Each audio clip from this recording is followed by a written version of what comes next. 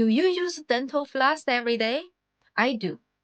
Are you using this kind or the pigs? But what if I tell you that your dental floss might actually deepen your smile lines? Would you believe that? Of course, the dental floss itself won't cause the fine lines, but the way we use it might. Now, let's do a quick test.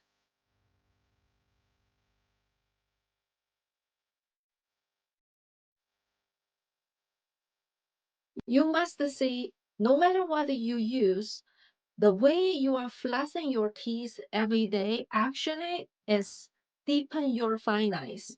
After I noticed that I use picks to floss my teeth, here I'm going to show you how I do. Make sure your hands are super clean. You're going to put your finger into your mouth and pull it like this. And make sure you're not going to make the lines here and here.